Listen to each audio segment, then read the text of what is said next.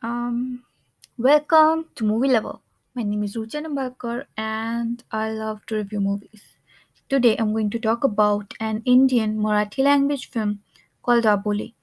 There are going to be some major plot spoilers and a lot of triggers ahead, so this is a spoiler warning and a trigger warning, and I would like to request you to watch this video at your own risk.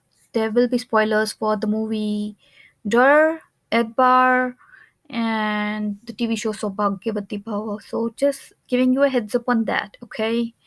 Um, Abuli is a suspense drama thriller, and it stars Varsha Usgaonkar, Sayaji Shinde, Renuka Shahani, Deepak Shirke, and Vijay Gokhale as lead characters.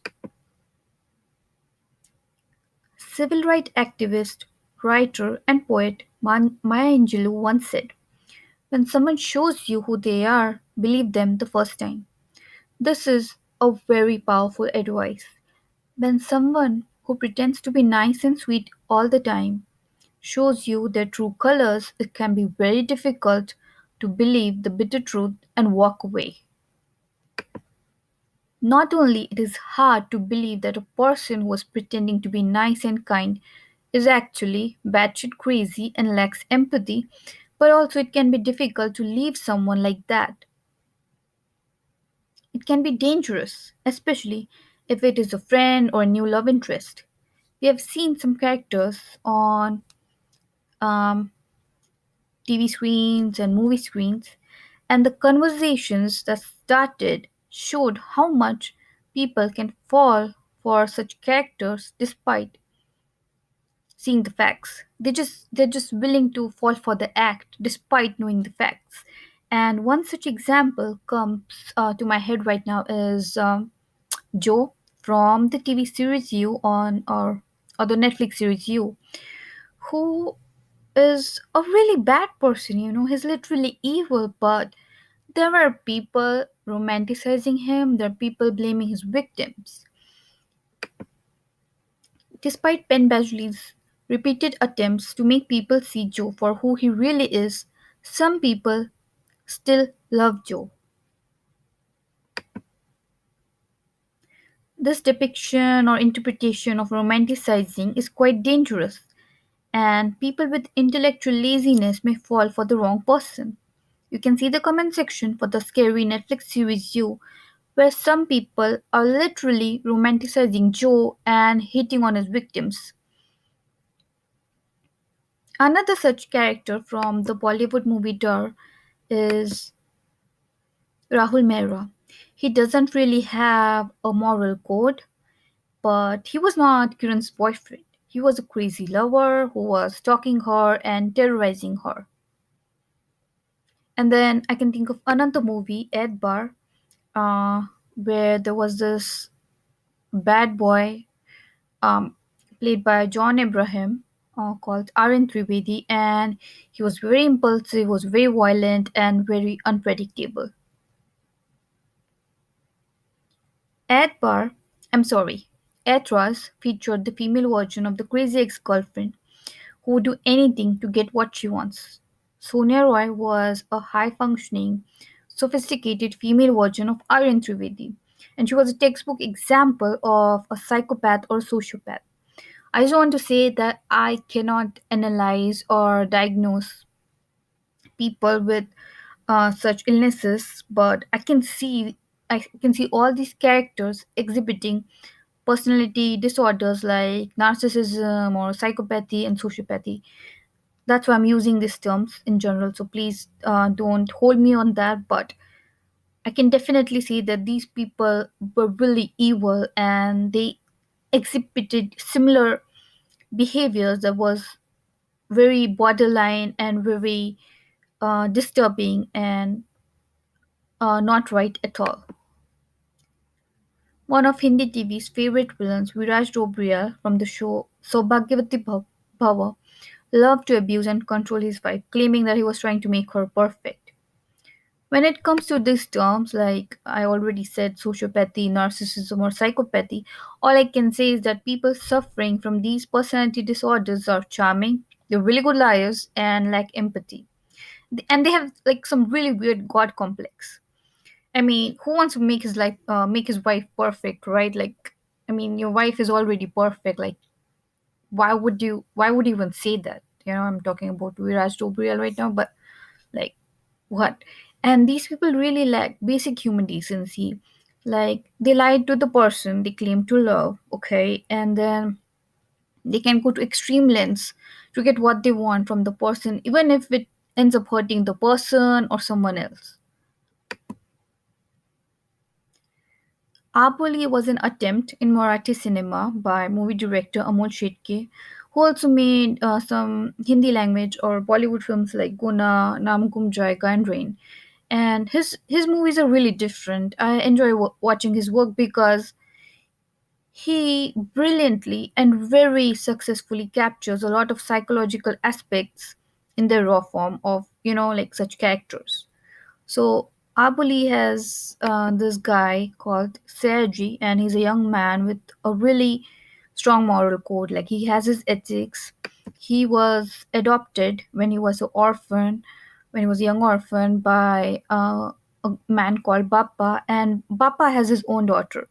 And the thing is, like, Bappa's daughter and Sergi love each other, and she's always trying to get his attention. But Sergi is feels like his loyalty towards Bappa, like he doesn't want to betray his trust. He doesn't want to get caught with his daughter, and so he keeps trying to avoid her. Despite he actually loves her and he has really strong feelings for her, but he doesn't know how would Bappa react, you know, if he found out that, you know, like, he loves his daughter, the guy he adopted and gave a shelter loves his daughter, so he doesn't know. So Serge is constantly avoiding her. And the one thing Serge is good at is painting. He loves to draw and paint, and he just likes to focus on that, you know. And he's a small he's from a village actually. He's not even from a small town, and he's very naive and innocent. And he spends most of his time drawing and painting and doing all those things. I'm sorry I'm saying drawing, but I think it's definitely painting. And all he wants to do is capture the sunrise or any beautiful landscape because he loves doing that. You know, he's not chasing the girls, he's not trying to be someone else, trying to impress his friends. He just wants to paint. And then a girl arrives at the village on her trip, and she's played by Varshaus Gokor. Her name is Mona. And then while she's taking pictures of the beautiful countryside, she meets Saya. Okay, and she loves his art and she insists that he should move to the city with her so she can showcase his art in her art exhibitions. And Saisal seems very impressed and thinks Mona is like a fairy, you know. He tells Bappa that he wants to leave the village and he wants to move to the big city with Mona and be a painter. And Bappa is very apprehensive about the move to a new city and he doesn't want Saya to move. Saya agrees with Bappa and tells Bappa that, you know, he won't go. But because Sir is already feeling guilty for loving Bappa's daughter, and like he's really vulnerable, like he doesn't want to be he doesn't want to get caught with Bappa's daughter. He's like very vulnerable at the stage, you know. And he's very confused, and um he loves Bappa's daughter and he wants to marry her. But he's also afraid of Bappa and he wants to be a painter, but Bappa told him not to go, and Bappa is like a father figure to him, so he doesn't want to do that. And he's very divided and confused in this situation, and at this point he's very confused. And he has a nightmare one morning where Bappa is chasing him with an axe because he caught him with his daughter, and he caught Sergi with his daughter. And uh, it's just a nightmare. Sergio wakes up, but he's so afraid to talk about his real feelings to Bappa. He's like, you know what? I'll just move to the city. Like, I don't want to face the situation. I don't want to lose her. I don't want to tell Bappa. I don't know how he's going to react. He just decides to move to the big city with Mona. And he tells Bappa that he's leaving, and then Sergio leaves with Mona. And he moves in with Mona in her Mumbai home, and she starts presenting his artwork in her exhibitions. And Sarah finally starts getting recognition from the city folks for his art, and they seem to love his work. They compliment him and they buy his paintings. And we also meet Mona's chauffeur, Vijay, who seems very strange, like he's really shady. He doesn't talk much, he makes like weird faces. So he's a character we get to know more about later. And when Vijay realizes that Mona is falling in love with Saya, he warns her about Mona's dangerous side. He tries to tell him like, hey, you know what, she's not she's not what she seems, so please be careful. And Saya doesn't actually love Mona. He's like really fascinated with her. He likes her, but his true love is Bappa's daughter. He's grateful to Mona for all she's done for him, like all her help, but he also doesn't want to listen to Vijay's warnings because he wants to be loyal to Mona for what she's done, and he doesn't want to play any games with her. Like he wants to be honest with her also. So he goes to see Mona and he tells her the truth. He tells her that he actually loves somebody else. He's in love with this his childhood sweetheart, Bappa's daughter, and he doesn't love Mona. And Seth tries to talk to her, but he finds it hard to get his point across her. Like she doesn't seem to be interested in listening to him. And this is one of the most interesting scenes in the movie as we notice how hard it is to communicate with a person with those traits. I don't know if you have ever interacted with a person like that, but I don't know if they somehow sense you, or when you're trying to communicate something that's very important to you, or you're trying to set your boundaries, somehow they don't want to listen. They don't want to talk to you. So this is a really good scene. If you ever decide to watch this movie, I would recommend that you really notice, or focus, or really observe her body language in the scene. And the thing is that the roles are reversed here.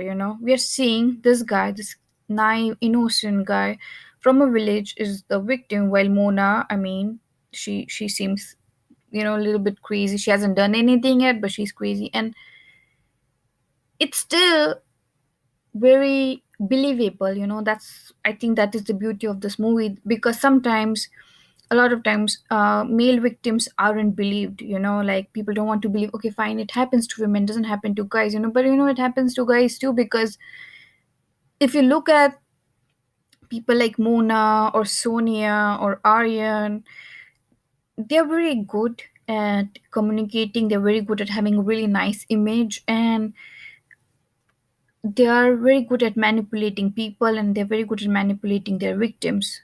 So it can be hard. Even when the roles are reversed, men can fall victims to these things too, because you know what, I think probably Sir's fault is that he's too nice, but I don't think people should be punished for being too nice. And then, like,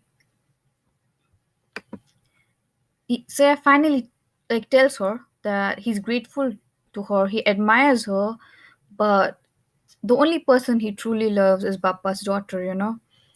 And she doesn't even empathize with him or try to understand his feelings. If you really love someone, you know you you would want them to love you, and if they don't love you, they love someone else, and they're being honest and upfront about it. What would a normal person do? They would accept it. It would be hard, it would be painful, like your heart is broken, but like you don't want someone who doesn't love you. But what Mona does is she makes the conversation all about herself, and she starts creating conflict, and an argument ensues. And we see here Mona being very manipulative and her true colors showing up. And then she starts using her childhood story. And I'm going to call BS on her story because, like Joe Goldberg, she is a liar and maybe an unreliable narrator. And she threatens him to stay, and she seems like she seems not to be able to take a no for an answer. I see a lot of mistakes, grammatical mistakes on my slide, so please ignore that. But if you watch this scene, she's unwilling to listen to him or take no an answer. She's like, no, but this is about me. Like this is about me. But you know what? A relationship is about two people, and two people have to agree. You can't. There's no going back from that, Like, and people like Mona, they can't they can't take no for an answer. And what happens next is like Sarah calls her out and he tells her that I'm leaving, and he tries to leave, and we see the classic reaction at this character where they want to kill their victim, and especially when the victim sees them for who they are.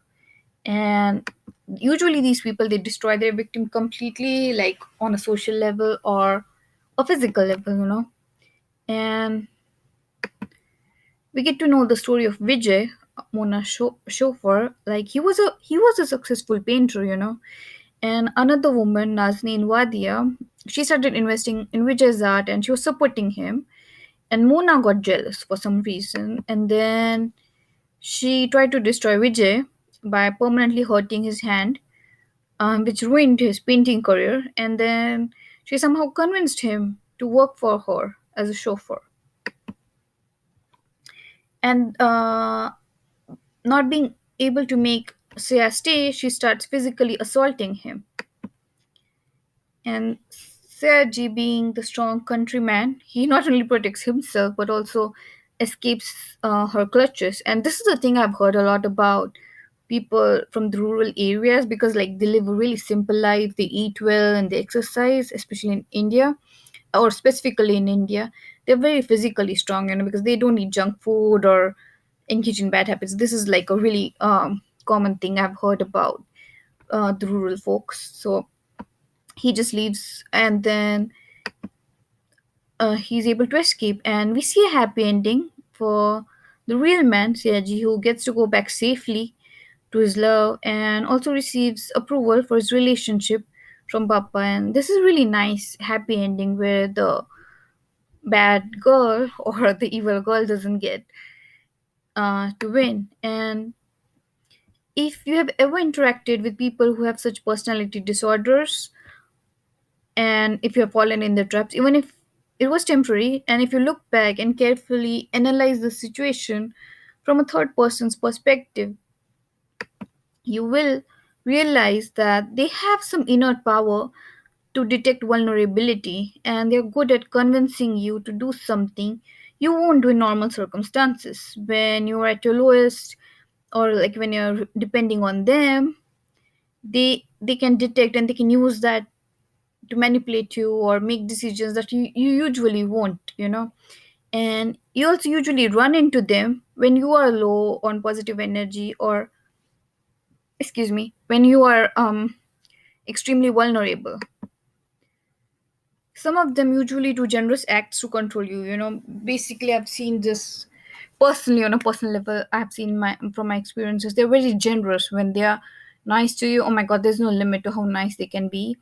And then when they ask you for a favor or they want something done from you, they'll ask you in situations where you can't escape. Like sometimes you're literally cornered when they ask you to do something. And I'm going to share an example of my friend. She had a psych roommate, and she offered her ride to the grocery store. Okay, and my friend, she didn't want to walk, and she didn't want to like walk back. It was really cold, and she was like, okay. And then on the way back, this psycho roommate drove her car towards her ex-boyfriend's house. Okay, and waited outside the house in her car. Okay, this is literally stalking, and my friend would have never accompanied her if she had known that this crazy girl was going to make her an accomplice to stalking.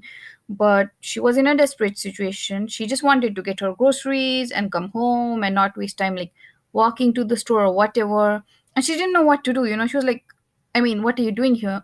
And she doesn't even know the area of the town. Like, how can I walk back? I don't know where or like what we are doing here where we are. And this can be relatable in other situations. Like many times victims of SA are put in similar situations, like they have a knife on their throat, or the predator being their boss or family member, and there's no escape. and nobody's going to believe them most of the time. And this it's very shocking. And sometimes people don't fight back, or they don't run. They can't run, they're probably cornered, and they just freeze. And then they get shamed for saying no by some apaths, like probably the same people who like Joe Goldberg. And sometimes, not all the time, I don't want to like put it in the universe or try to ruin your aura, but we see that a lot of time system is designed to protect the predators and to shame and blame victims. Like, people are literally ignoring the mental games people like Aryan, Virat, or Sonia or Mona play with their victims. And the thing is, we cannot change others, as people on our self-love journey. What we can do is like just run at the first sign of the red flag. Try to read people better. When I say read, like reading their energy, or believing the sign, or listening to your inner voice, and or anything. When you notice a red flag or red spot or red dot, like metaphorically speaking, uh, try to empower yourself and avoid being intellectually lazy by actually thinking and speaking for ourselves, because um, we rely on others a lot. Like, just think about it. Growing up, we were taught, like, this is the idea of a really good looking guy, and he should be tall and handsome and this. And let's say you meet a guy who looks like that and who's good looking, and he's supposed to be your knight in shining armor. But if he corners you, if he mistreats you, who is at fault? You believe the stereotype, but it's not even true. And did anyone tell you? Or, I mean, sometimes you're supposed to learn by experience. So there's this conversation on social media of parents empowering their kids by teaching them to say no and not forcing them to do things they don't want to, or be around people they don't want to be around. And I think this is a really powerful way of empowering the future generations. In addition to that, reading self help books, prayer, meditation, positive self talk, and having strong boundaries can help everyone. I'm sorry, I did a lot of stuff in my video I wasn't supposed to, but I was like, because we went through this movie, I also want to make sure anybody who's watching this knows that there is a way to escape your abuser, and there is a way to detect red flags. You're not alone. Maybe people like to blame and shame the victims. Maybe the system sometimes benefits the predators, but you can always protect yourself. Like, you're not alone in this. There are different tools, and as a believer, I can see God is always on your side. So, as we saw in this movie, men can be victims too. And how smooth, like when I was watching the movie, it's so smooth. Like, you can say, oh, men can't be victims, men whatever, but despite whatever gender the predator has, a guy or a girl, they're very smooth in manipulating, or I would say capturing the victims, or manipulating. I can't think of a better word right now. But and Vijay seemed like he was Mona's prisoner till the end.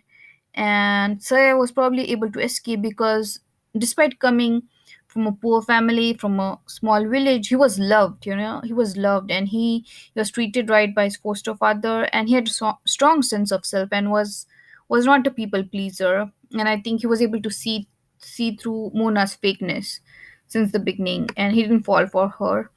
And we never know the backstory of Vijay. And while analyzing him, what we get to see is that he doesn't seem to have any family members or friends to support him. After Mona ruined his painting career, I don't think anybody was there for him. And I also feel like he was a people pleaser, and he trusted people easily, and he was probably raised to trust others easily and be nice, be nice to people or be good to people.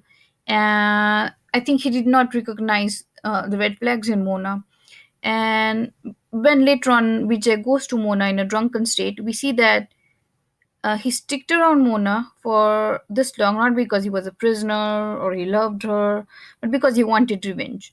So he tries choking her, and he gets in a physical fight with Mona, and she kicks him, and then she jumps out of the building out of shame of losing, um, after like hurling insults at Vijay. And I think Abuli was probably a very raw attempt, in my opinion, and there are some flaws in this movie, I think, but I think it actually showed a psychopathic, sociopathic female character for who she was without romanticizing it. It didn't. I mean, when I was watching it, I don't know, it would be different for a male viewer. He might fall for her beauty. He might think, oh, you know what, that's really cool. But when I was seeing, I was like, oh my god, she's so fake. Like, why is she being so nice? Oh my god, that was so manipulative. He said no. Once he's trying to tell her, she's not listening to him. So I felt it was a really, in my opinion, it was a really good attempt of showing this character for who they were. And I think Washauskaka looks very glamorous as Mona, and she's very well dressed and sophisticated. And I really liked her outfit. She looks so pretty. And when I was watching her behavior, the character's Mona's behavior, I noticed that she and Viraj Dobria from the show Bhagavati Power, like having power over someone. They're really obsessed with power, and most likely it's like their partner, and they don't feel good enough until they have power or full control over someone, and they like playing God in other people's lives, and I think that's their thing. Abul is a good movie. It is a good movie at demonstrating the dark side of Mona and how she's a menace to the society. And Rahul, Sonia, Viraj, and Aryan can destroy anyone or anything who comes in their way. With the exception of Sonia, all these men seem to be romanticized by some people, but I wouldn't be surprised if somebody was like some guy or gal was obsessed with Sonia too. But you know what? You need help. That's not okay. I'm sorry, but that's not okay. And I've seen literally people have making fan edits for Viraj, and there's so many comments in the comment section where even men want to be him, or I mean, they idolize him. And I feel like people who do that, they probably love themselves. These characters, they probably love themselves. They don't love anyone. And Mona jumps to her death because she does not believe in losing. And Saya was a game for her. And I would like to conclude by saying that people like Mona or Aryan or Rahul or Sonia, they cannot love anyone. For them, it's all about winning and power. And Varsha Uskakwa does a really brilliant job of portraying Mona. And if you want to take one lesson from this movie, is that to empower yourself, to protect yourself, by staying prayed up and being completely self-reliant. Like, try to be self-reliant as much as you can, and not just in your tasks, on in all the physical tasks you do, but even mentally. Like, when someone tells you something, like, try to question it. Why are they saying this? Is it even true? Any information, try to be rational. And I want to end this discussion by quoting Dodinsky. I survived my insecurities, and though the end is daunting, I've learned that being true to oneself is good company. Okay, despite this video being so long, and despite the spoilers and the trigger warnings, if you are still here, I want to I would recommend you watch this movie so you can take notes. You can watch it with your friends, and this movie is available for free on YouTube. I'm rating this movie 3 stars, and because of its violence, I would only recommend it to people who are over 13. And you can look for red flags and take notes, and make sure you avoid people who act like Mona. So thank you so much for watching this video. I really appreciate your time on this. Thank you. Bye.